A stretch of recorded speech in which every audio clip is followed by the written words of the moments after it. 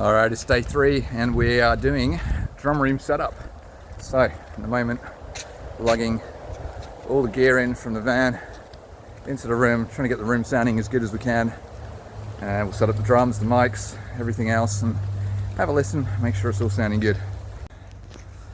Many trips back and forth from the van, getting all the gear in. This is what we got. This is what we're working with today. Got the Focusrite ISO 1. We're going to be using that on the kick out, get some nice clarity from that hopefully.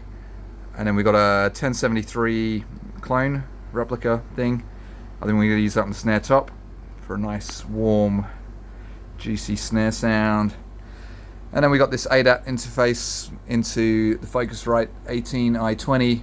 So we're working with 16 channels of audio, up to. We're not going to use that many, but plenty of options here. And then that all goes into our laptop. And we're using, again, we're using Cakewalk as we showed on the setup.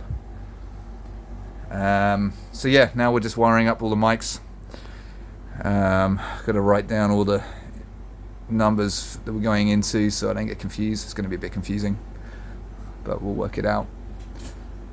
And you can see the needle bouncing around there because we're picking up the aircon at the moment.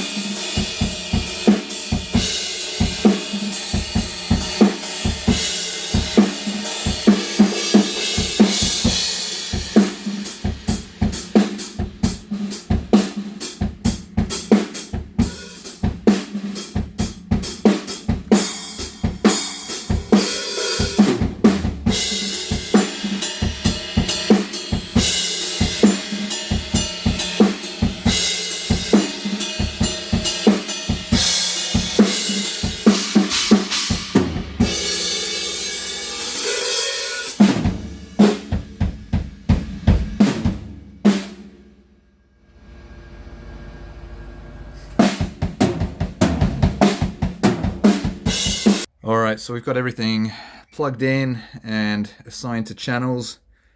Now we're going to have a little playthrough and make sure everything is coming through as it should, and listen to each thing separately, and yeah, go from there.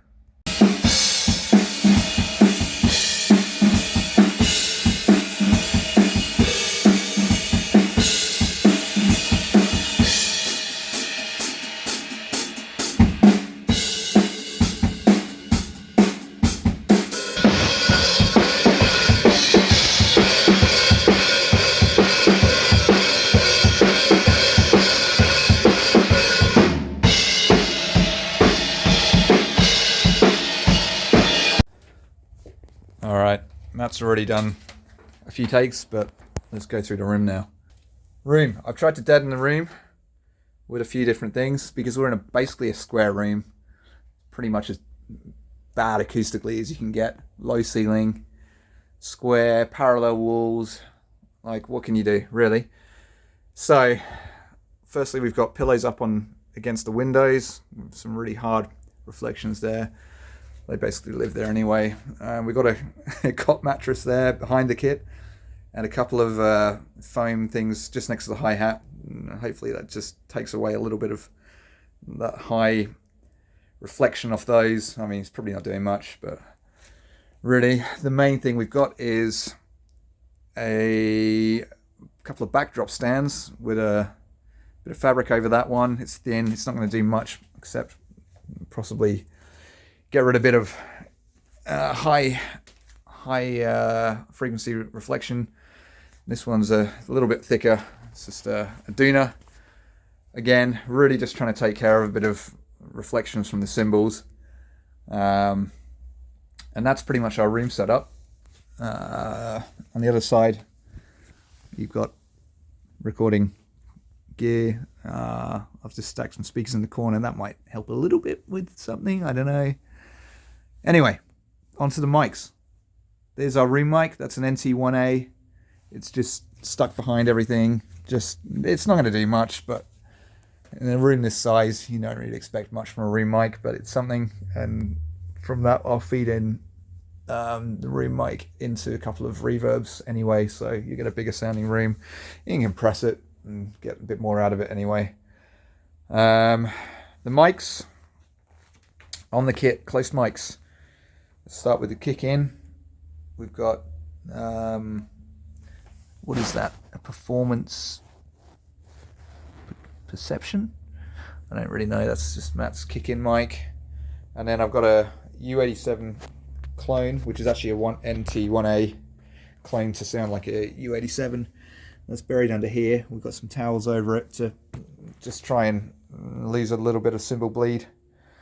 And then this big black box is it's a cabinet with a Kemper full range flat response speaker in it.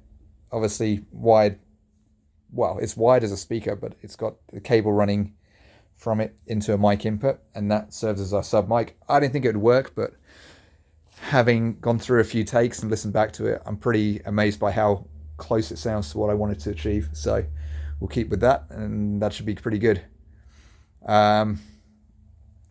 Moving on to the snare, we've got a Beta 57A on the snare top with again a towel over it just to try and remove a little bit of hi-hat bleed. I listened to a few examples of ways of doing that on YouTube before we came here, and that sounded like probably the best way to remove a little bit without affecting the sound too much. And then on the other side there's a 57 capturing the side snare, and those two blended sounds pretty good actually. Again, wasn't sure it'd work and pretty impressed. Underneath you've got a Behringer 57 copy for the snare bottom. Don't really care too much about the snare bottom, so cheaper mic on there is cool. Hi-hat, we've got one of Matt's little pencil condensers, and then another one of those on the ride, which is on the underside of the ride. We did have it on the top, but it sounded horrible. It just had all this low overtone coming off it, and so we switched it to the bottom, and that actually sounds pretty good now. Toms, what are these? AKG something or others. It's pretty standard mics, did a job. Overheads, we've got my Audix, I think they're F5s or something, F15s. They're kind of, they're supposed to be Fusion drum overheads. I've been using them for a long time, and I use them on acoustics to pretty good effect as well. What else we got? Anything? I think that's the lot. And you know what? That's snare underside mic's actually dropped down there. I don't think we realised that. We've been tracking a little bit with that, like that, probably. Again, doesn't really matter. I don't use it really, only for a little bit. I'll probably fix it up anyway. It's a bit of a shambles with the mic stands. We've really packed ourselves into a corner here, and we should have probably moved the drums a bit more into the center of the room, but it'll do. I think that's all we've got going on. I should probably mention also the kick out mic, that's going into the ISA 1 preamp, and the snare top's going into the 1073 preamp. And